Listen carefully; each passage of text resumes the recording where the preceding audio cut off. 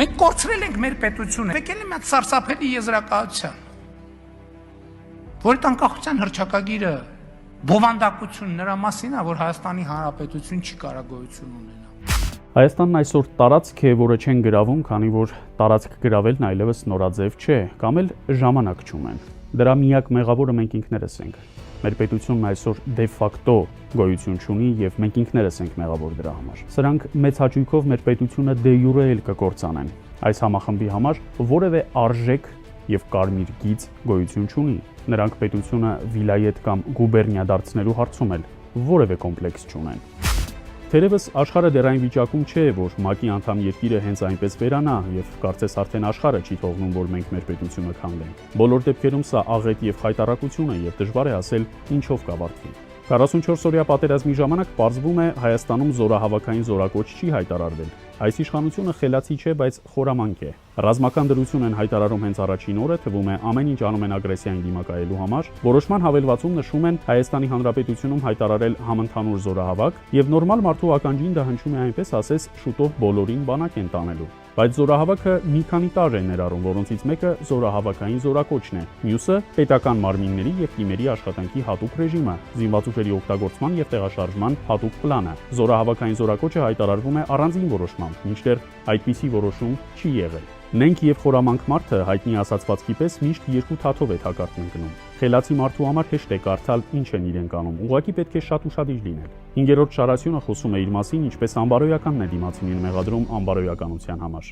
5-րդ շարասյունը հենց նրանք են։ Բոլորս գիտենք, որ Իլհամ Ալիևը Սերժ Սարգսյանին $5 միլիարդ էր առաջարկում Արցախի հանձնման դիմաց։ $100 հոդված գրողն ինչպես կարող է չվաճառել իր հայրենիքը։ 5 միլիարդը նրա համար շատ է, 50 միլիոնն էլ է ծով։ Կարող է դրա կեսն էլ տված չլինեն, նրան ուղղակի չհարգելով։ Այդ ամենն իմանալով մեր ընտրողների մեծամասնությունը ծափ տալով գնաց եւ նրան ընտրեց, այսինքն ազգն ինքն իրեն դավաճանեց։ Այս պայմաններում ինչ անես, երբ իրական 5-րդ շարասյունը Փաշինյանի ընտրողներն են։ Նման իրավիճակներ կարող են լինել ցանկացած պետությունում, ուղղակի շատ պետություններ ու էլիտաներ նման զարգացում թույլ չեն տալիս։ Մենք չգիտես ինչու ընկանք պատմական մի սարսափելի փուլի մեջ, միգուցե գնահատելու այն ինչ ունենք։ Այս վիճակից էլ կարելի է հեշտությամբ դուրս գալ, դրությունն անելանելի չէ։ Այս իշխանությունը շատ թույլ է եւ ընդամենը 500 կազմակերպված պասիոնար մարդ, ոչ զինված, ոչ մահապարտ, 2 շաբաթում կարող է իշխանությունը վերցնել։ Բռնություն պետք չէ։ Կարմիր բերետավորները լուրջ պատնեշ չեն այս իշխանության համար։ Նրանք կարող են զոհված հերոսների անպաշտպան մայրերին նեղացնել, բայց երբ տեսնեն 20 տղամարդու, որոնք կարող են իրենց դիմակայել, արագորեն կնահանջեն։ Նրանք ընդամենը աշխատավարձ ստացող են, անպաշտպանին ծեծում են, բայց երբ լուրջ դիմադրություն տեսնեն, երբեք մոտ չեն գա։ Տեխնոլոգիան, ձևերը, մարդիկ, ռեսուրսները կան։ Մնում է պարզել, թե ինչու չի արվում։ Ինչու է Հայաստանը հանրապետություն։ Դա մեր ժողովրդի ընտրությունն է։ Իշխանությունը Հայաստանում կրում է խանական բնույթ, կա խան, որին պատկանում է ամբողջ իշխանությունը։ Երևանի վերջին խանից մինչև հիմա իշխանության էությունը Հայաստանում մեծ հաշվով չի փոխվել։ Շատ բան կա, Փաշյան, սուտ ես խոսում, խաբում ես ամոթ է։ Ամոթ է ախպեր, արա։ Այդ ձև չի կարելի։ Ես ինչ ես անում այս ժողովրդի գլխին։ Ճիշտ կասեմ Փաշինյան,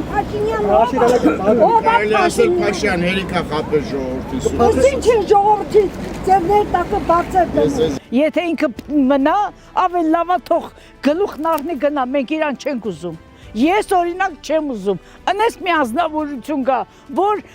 թոշակառուի հախի բանից իմանա։ Հիմա էլ դրելով այդ բաները դու ասա, այդ քառակուսին է հաշվում Սիբիլի համար, ինչ ես հաշվում, ոնց կա թո տենց էլ մնա էլի, թե մի քիչ պակաս արան գնում ձեռդ։ Չեմ էլ հավատում, որ այդ մարդը կարող է որևէ մի լավ բան անի, մենակ ինքը չէ, սա իր կողմնակիցները, ամոթ է մեր ազգին, ինչ ենք ունեցել, մասիսները մոռացեք, ջերմուկը մեզ պետք չի,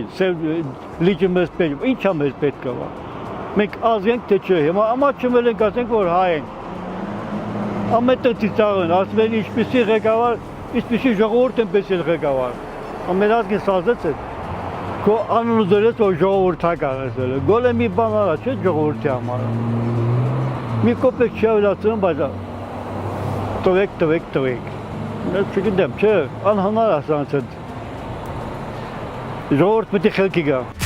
Բանակը բոլոր պետական եւ ազգային ինստիտուտները հետևողականորեն հեղինակազրկվում են եւ չկա բողոքի բարձր ձայն, քանի որ պետությունն ընկալվում է խանական ձևով։ Այսինքն դա ոչ թե մերն է, այլ խանին է եւ նա պետք է պայքարի ու կռիվ տա։ Հետևաբար ամեն ինչ պետք է հենց նրանից էլ ակնկալել։ Իսկ եթե խանն իր բնույթով եւ էությամբ դավաճան եւ թրքահապատակ է, այդտեղ կորսվում են պետականության հիմքերն էլ, պետականությունն էլ։ Խնդիրների արմատը հենց այստեղ է։